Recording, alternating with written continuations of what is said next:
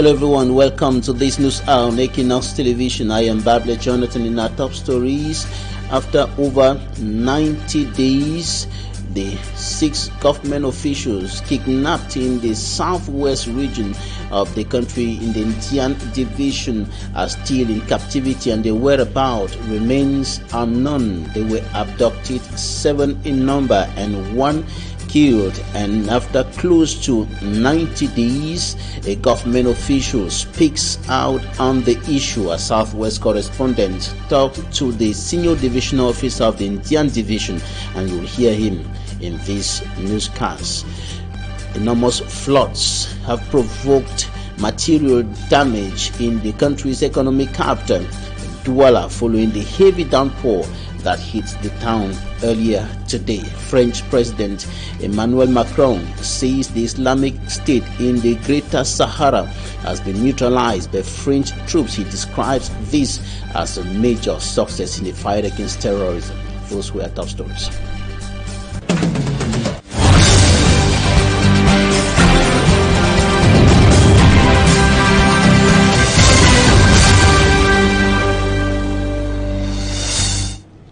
We begin here in Cameroon's economic capital, Douala, where enormous material damage has been recorded following the serious flooding experienced by the town today following the heavy downpour hitting the country's economic capital since the early hours of today. And Immaculate Fogwe files in details in this report. The lone bridge linking Makepe Misoke and Makepe Lokmalep now a shadow of itself. Houses invaded by floods. Roads buried in rainwater. Circulation perturbed with the vehicle stuck after experiencing a flip caused by the rain. These are the consequences of the heavy downpour that hit several parts of Douala. Since in the morning, it started at 1:30. I was sleeping, but my neighbors wake me up this morning at 4 a.m. I got up this morning, everywhere is water. Hey, my God! I have left Southwest to come and even rest here in Douala. I know that I'm coming to rest, but I have realized that the character that have come in this Ponkase, who is Makepe Misoke Douala, Ponkase is something else. So.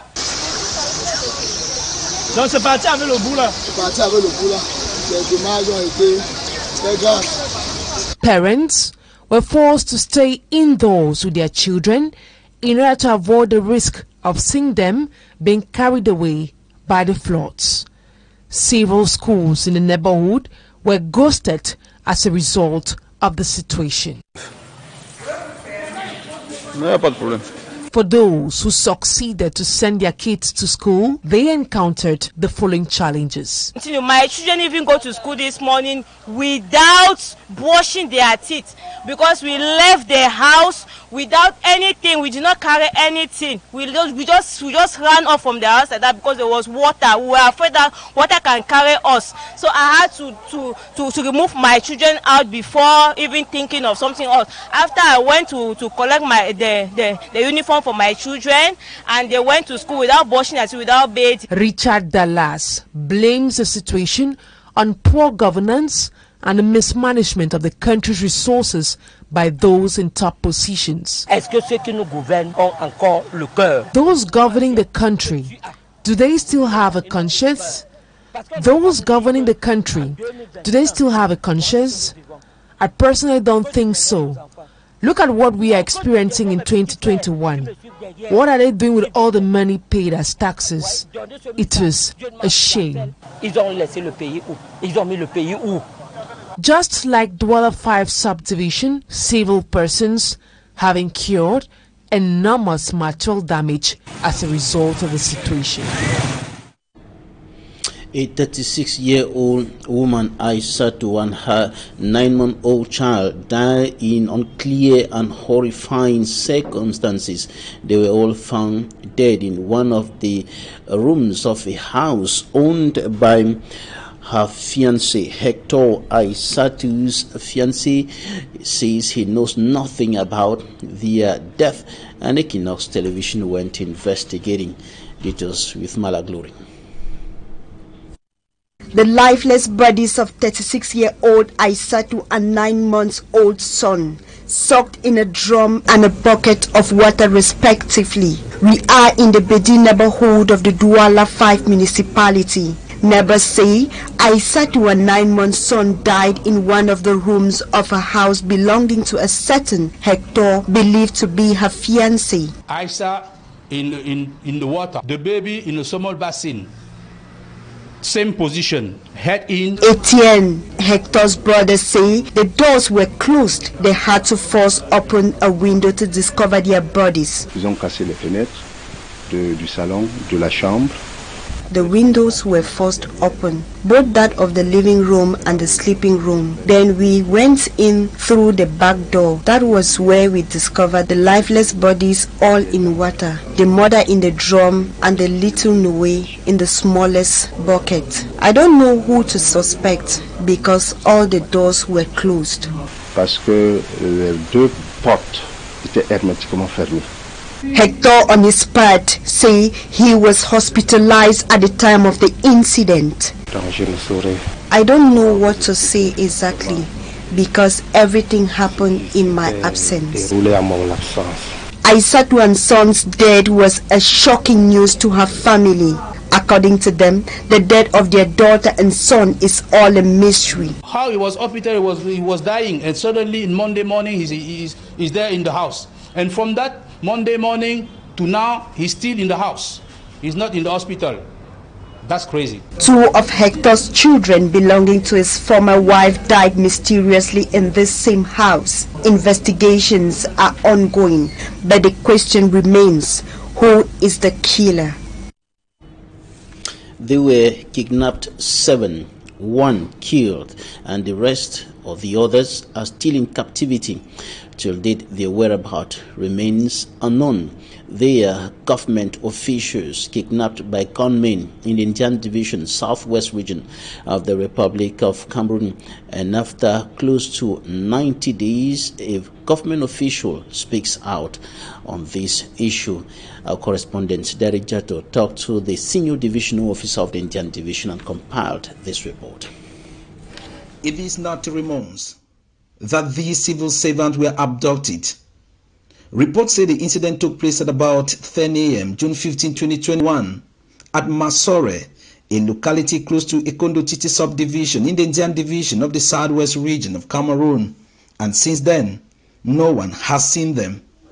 But immediately after the abduction, the separatist fighters openly claimed responsibility for carrying out what they term a well-coordinated assignment. And for more than 90 days now, after the death of Mobia Johnson Modika, the divisional delegate of economy, planning and regional development, was announced shortly after their abduction. The whereabouts of these his colleagues, Mambe Elvis, the divisional delegate of surveys, state properties and land tenure, Gwen Felicia, the divisional delegate of urban development and housing, Mbida Arman, the divisional delegate of small and medium-sized enterprises, Agbo Stephen, the divisional chief of surveys, and Elat Emmanuel, the divisional delegate of water and energy, has not been known. And as their families wait on the government for answers, Fowang Lawrence, the senior divisional officer for the Indian Division, says they have not lost hope. It's especially difficult for the SGO to lose contact with his immediate collaborator, 6 immediate collaborators. They say, my hope is that they are still alive and that one day we will meet again. Speaking in his office recently, the chief executive officer added that a lot of factors have handicapped their effort. Foreseeing the 22nd of June 2021, all communication network in Indian Division has been severed. And at this moment that I talk with you, Indian is in total darkness. The vast maritime area, with a long and porous border, has made it a near impossibility to know the exact whereabouts of these civil servants and their state. Today, many families are increasingly recording irreparable damages caused by the war, and critics say avoiding the root causes is avoiding the solution to end the war that everyone is yearning for. 12 20,000 liters of contraband fuel have been confiscated from smugglers in the Adamawa region of the Republic of Cameroon by officials of the National Brigade in charge of the control of petroleum products. By the time of interception of that consignment of illegally imported fuel, the transporters from neighboring Nigeria had escaped. Innocent Ati and Gaundar in the Jerem division of the Adamawa region are the towns where the 12,000 liters of illicit fuel from neighboring Nigeria were confiscated by officials of the National Brigade in charge with the fight against contraband petroleum products, aided by security elements. We had information in collaboration with forces on law and order, and we went to the place and seized those people who were passing with fuel in car. So we went and seized them and dismantled all that network. Today we cashed this total amount of about 12,000 liters of super from Nigeria. Instructed by the Minister of Water and Energy Resources, they expanded the operation from the quarters to the borders, with hope the sale of illicit fuel will end once the gateway is closed. Energy is sending us a message. It does not want to see again people who are selling this type of contraband fuel in the national territory. If you need fuel, you must go to petrol station and buy your fuel. That one is well controlled. This one is illegal, illicit activity. By the time these 12,000 liters of illicit fuel were intercepted, the transporters disappeared into thin air. This operation has always been resisted by the population who rely on it for livelihood, but officials warn of a disastrous impact when they are stored in homes and sold at roadsides. Some traders operating at unauthorized places in Banga in the Mungo division of the littoral region of Cameroon have been given 48 hours to quit. The ultimatum was given by the senior divisional officer or the divisional officer of Mbanga, who is at war against urban disorder. Smanjikan Gabriel has more. It was a surprise operation taken by the divisional officer of Mbanga as he cleans the main road in his area of control.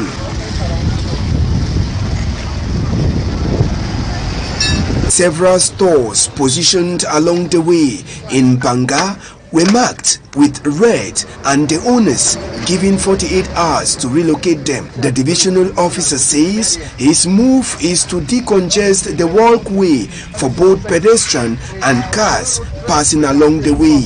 Sensitize our population and even carry out our operation acts, because we noticed that most of the accidents on the highway number 5 had cause our attention, especially in the central town of Mbanga, is due to the fact that many of the traders have occupied the route. So we came down to the field to sensitize them, to make them understand that this road is a busy road. We can only try to remove these things by the side of the road to avoid future accidents. At certain points, the divisional officer had time to talk with the people concerned, while in some areas, destruction was immediately done. The population are now hoping that the move taken by the divisional officer will be respected by those concerned, so that Mbanga will have a new facelift. The president of France, Emmanuel Macron, has said that the Islamic State in Greater Sahara has been neutralized by French troops, and according to him, this is a major success in the fight against terrorism. Katsiorius. France is claiming that the head of the self-styled Islamic State in the Greater Sahara has been killed. Rumors of the death of Adnan Abu al-Walid al-Sahrawi have been circulating for weeks in Mali, though there had been no confirmation by the authorities.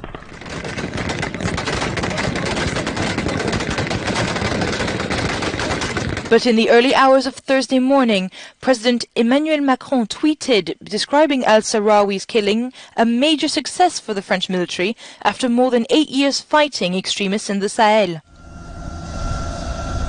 It was not announced where al-Sarawi was killed, though the Islamic State group is active along the border between Mali and Niger. The French military has been fighting Islamic extremists in the Sahel region, where it was once the colonial power after intervening in northern Mali in 2013. It recently announced that it plans to reduce its military presence in the region, aiming to pull out 2,000 troops by early next year. Talking Point is up next.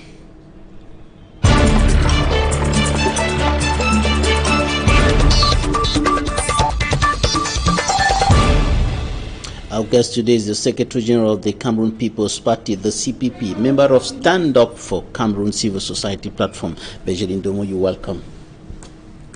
Thank you. Good evening, Mr. Babila, and good evening to your tele viewers. Right, as we speak now, the two English-speaking regions of Cameroon, the northwest and southwest regions, are in lockdown. That is going to last over 2 weeks, imposed by non-state armed groups. The lockdown is being observed in some parts and some other areas like Boya and Limbe, Tiko. There is relative peace and life going on there, but other places like Kumba, Bamenda and elsewhere, there is the situation is more or less a dead situation. What do you think about this lockdown? We have been hearing for lockdown throughout this crisis going on in Northwest and Southwest. We have lockdowns, we have ghost towns, and all these locks and ghosts is a real punishment for population. It's population who are suffering for all these lockdowns and ghost towns. And for us, we think it's too much for this population who are not asking, who are just asking to have the life going on normally. The ghost town is happening in this region.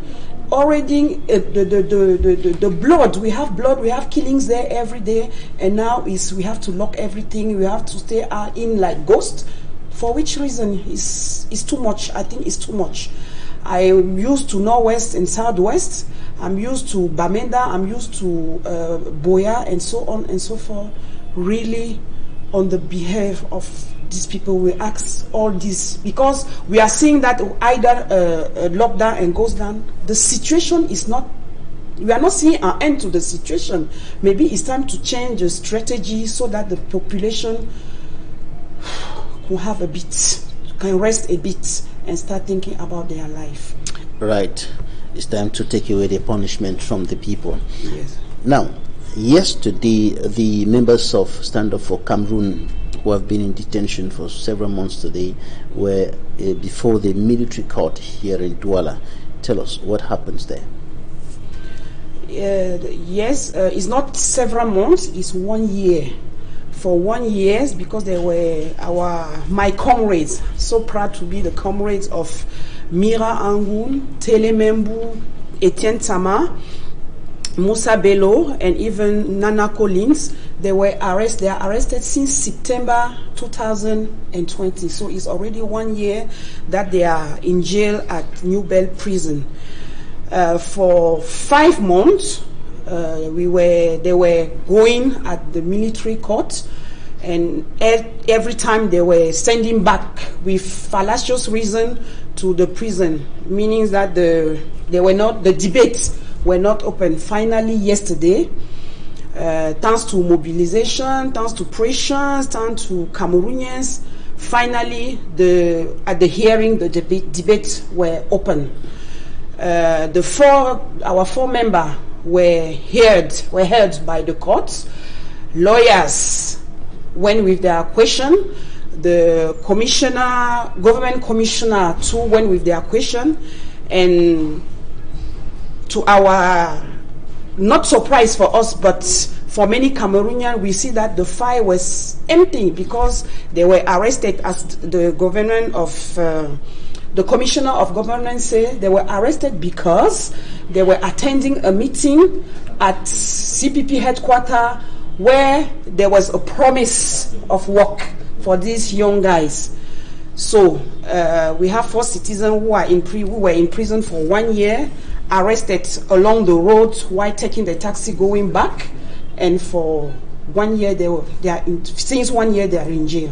Yesterday we were happy finally that they opened debates. Did the state prosecutors say clearly why they have been kept for 1 year? I'm looking at you. We up to now we are still asking ourselves why did our comrades were kept for 1 year. It is said they are accused of conspiracy of revolution. They are accused of insurrection and linked. All these were linked to demonstration organized with MRC on the 22 of September 2020. But my comrades were arrested. My comrades were arrested on the 18th, not during a demonstration, not during any movement everywhere. They were along the road waiting for a taxi to go back to go back home. This is the case.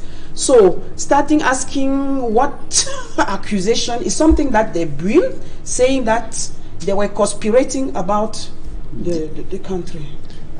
Do they have any links with the Cameroon Renaissance movement? You said that the charges are linked to the protest move organized by the Cameroon Renaissance movement. Do those militants or those members of Stand Up for Cameroon civil society platform have any link with the CRN party?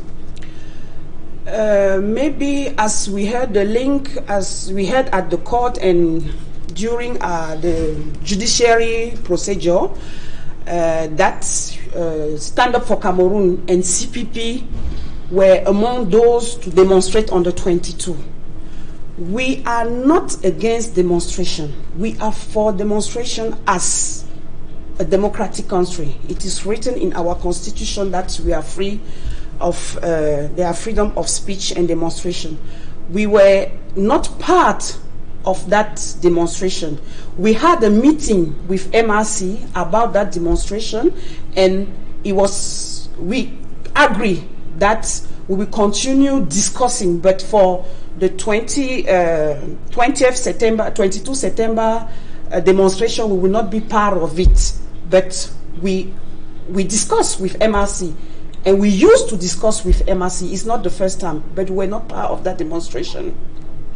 They were not part of the demonstration, but all. They were picked up now. And we recognize the freedom of demonstration. So we are not accusing MRC for having done it. It's just that we at our side, we were not ready.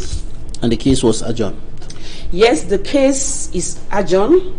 Yesterday we were expecting, seeing what the Commissioner of Government read finally on the file. We were expecting that everything should have ended yesterday.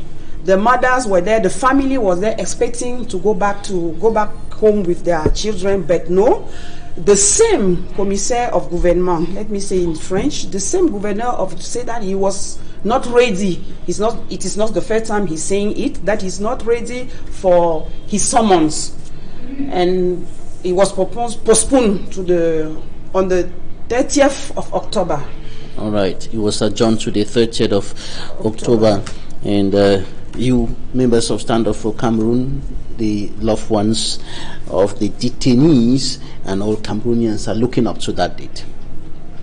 Yes, not only we, but the whole Cameroonian, and we are very thankful to all those who mobilized yesterday for the case. You were many at the court, you were many on social media putting pressure as we behave on we believe on rapport de force on everything in Cameroon. We are really thankful, and we must still be mobilized. We must stay mobilized and active.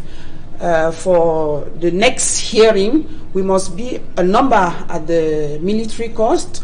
We must still putting pressure so that Telemembu, Mira Angul, Musa Bello, Sama be released. Thanks very much, Benjamin Domu. You are the Secretary General of the CPP and member of Stand Up for Cameroon. Thanks for your time. Thank you very much. Thanks, ladies and gentlemen, for staying with us. That's it for today. Coming up from the nation's political capital, Yaoundé, La Presse, it's a dispute, and after that, Equinoxe.